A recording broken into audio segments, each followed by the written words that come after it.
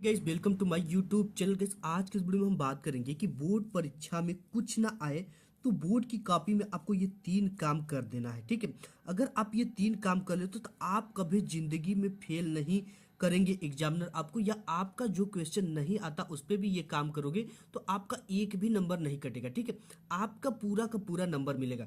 इसके लिए आपको कुछ भी नहीं करना, सबसे पहले वीडियो को लाइक करके चैनल को सब्सक्राइब कर लेना है। ठीक है, इसके लिए मैंने बोर्ड की कॉपी ले रखा और इसमें बताऊंगा कि आपको क्या काम करना है बोर्ड की एक बोर्ड एग्जाम की कॉपी में। ठीक है, ये 3 काम कर देते हो ना तो कोई भी यार कोई टेंशन की बात नहीं, आप 101% पास हो जाओगे। ठीक है, कभी जिंदगी में आपको कोई नहीं फेल कर सकता। तो सबसे पहले हमने बोर्ड की कॉपी को बाद में यहाँ पे एक साइड में रखता हूँ, इस तरह से मैंने कॉपी ले रखा है।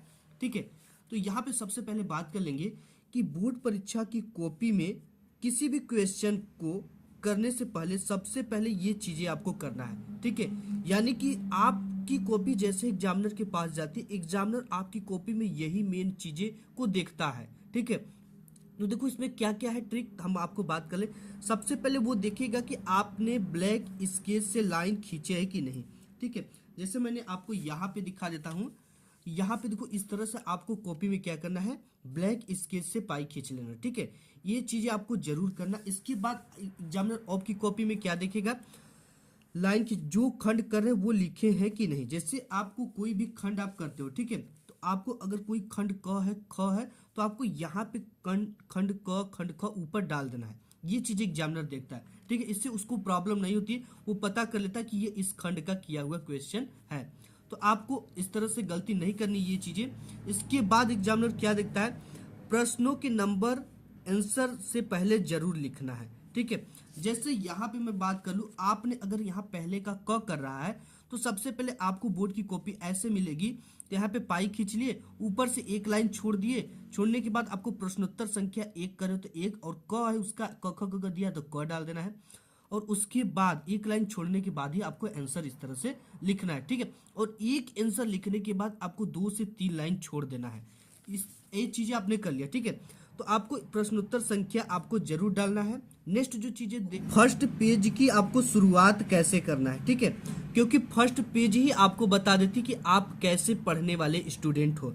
ऐसे करना तो फुल मार्क्स मिलेगा 101%। अगर आप कमजोर भी स्टूडेंट हो ना, तो आप अगर इस तरीके से कर देते हो अपने कॉपी की शुरुआत तो आपको पूरा का पूरा नंबर मिलेगा। ठीक है, सबसे पहले मैं यहाँ पे कॉपी भी ले रखा हूँ, आपको दिखाऊंगा। हैंड राइटिंग आपका लिखावट बेस्ट होना चाहिए। ठीक है, और नहीं है तो क्या ट्रिक लगाना है ये भी मैं आज की इस वीडियो में बात करने वाला हूं।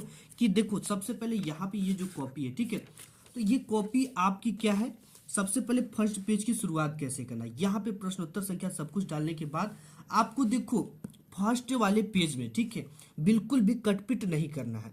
अगर गलत भी कुछ हो जाते हैं, ठीक है, उससे क्या करो, छोड़ दो उसी तरह से। ठीक है, अगर गलत होते या आप उसको एक बार इस तरह से काटो या तो छोड़ दो, क्योंकि एग्जामिनर इतने ध्यान से कॉपी कभी नहीं चेक करता। एग्जामिनर जो होते हैं ना वो काफी फास्ट होते हैं और उनको पर कॉपी चेक करने का पैसा मिलता है। ठीक है, तो देखो फर्स्ट जो शुरुआत है ना वो एकदम बिल्कुल बाकायदे करिए, क्योंकि आपका कॉपी की शुरुआती पेज ही बता देंगे कि आप कैसे स्टूडेंट हो। ठीक है, अगर एग्जामिनर को अच्छा लग जाता है कि नहीं ये बहुत अच्छी तरीके से लिखा है और ये लड़का पढ़ने में अच्छा है, ठीक है, वो समझ जाएगा, क्योंकि वहां पे आप नहीं होते हो एग्जामिनर के पास, तो उसी के हिसाब से वो पूरी की पूरी कॉपी में आपको औसत नंबर देता चला जाएगा। ठीक है, यानी कि जैसे आपको पहले में अगर वो 2 नंबर का क्वेश्चन है तो 2 नंबर दिया, तो उसी के हिसाब से 2 नंबर 3 नंबर, अगर 5 नंबर का है तो उसे 4.5 नंबर, इस तरह से देता चला जाएगा। ठीक है, तो आपको पहले कॉपी में ये ध्यान देना है, शुरुआती 2 से 3 पेज में बिल्कुल भी कट बिट बिल्कुल नहीं करना है। ठीक है, और देखो तीसरा जो काम है आपकी कॉपी में क्या करना है, क्वेश्चन जो ना आए उसे कभी ना छोड़े। ठीक है, ऐसा हो सकता है कि बोर्ड एग्जाम के पेपर में आपको कई सारे क्वेश्चन ना आ रहा हो, ठीक है, तो उसमें टेंशन लेने की बात नहीं, ना ही उसे कभी छोड़ना है। ठीक है, फिर क्या करना है, किसी भी क्वेश्चन का आंसर नहीं आता है तो ये वाला ट्रिक लगा देना। ठीक है, कौन सा ट्रिक, टीचर आपको नंबर देते हैं, ठीक है, कौन सा ट्रिक लगाना है, जैसे आपको मैं बता दूं यहाँ पे उससे रिलेटेड कीवर्ड। अब आप कहोगे कीवर्ड क्या है, कीवर्ड का मतलब होता है कि उस चीजों को आप अपने शब्दों में लिखे हो। ठीक है, जैसे मैं एग्जांपल आपको, आपके बोर्ड एग्जाम में आ गया ओम का नियम क्या है। ठीक है, तो देखो आपको सबसे पहले वही चीजें करना, प्रश्नोत्तर संख्या वगैरह डाल देना है। अब देखो क्या है, ओम का नियम आ गया, ठीक है। तो आपको लिखना ओम के नियम के अनुसार, ओम का नियम यह कहता है, ठीक है, हमको नहीं पता है इसके बारे में। ओम का नियम यह कहता है कि डैश डैश, ओम का नियम कहते हैं, लास्ट में ये चीजें आपको लिखना है, ठीक है। अब देखो क्या करना है, ये चीजें आपने लिख दिया, ठीक है। और ये डैश डैश डैश जो है इतना खालीसन, इसमें क्या करना है, इसमें आपको इससे रिलेटेड जो भी चीजें आता हो, ठीक है, आपने टीचर से क्लास में सुना है या आपने कुछ इससे रिलेटेड पढ़ा या कुछ नहीं आता ना, इस चैप्टर से रिलेटेड जो आप पढ़े हो या आपने पूरी किताब फिजिक्स से जो आता है इसको इसमें भर दीजिए, ठीक है। भरने के बाद ओम का नियम कहते हैं। और दूसरा चांस आपके पास ये है कि अगर इसका आपको फार्मूला पता है R बराबर V/I, तो आपको कुछ भी नहीं करना, इस फार्मूले को इस डैश डैश में लिख देना है, ठीक है। क्या लिखना है, ओम के नियम के अनुसार, ओम का नियम यह कहता है कि V/I, ठीक है, ये V/I है, V/I के अनुपात को R, ओम का नियम कहते हैं, ठीक है। तो आपको 101% नंबर मिलेंगे। इसका फार्मूला सूत्र अगर आता भी है उसको भी लिख देना है, ठीक है। अगर इसका मात्रक आता है तो मात्रक जरूर लिख दीजिएगा, क्योंकि मात्रक के भी नंबर कट जाते हैं आपके बोर्ड एग्जाम में। तो ये चीजें हो गई, ठीक है। तो लगा देना, ये टीचर आपको नंबर देगा अगर हैंडराइटिंग खराब है, ठीक है।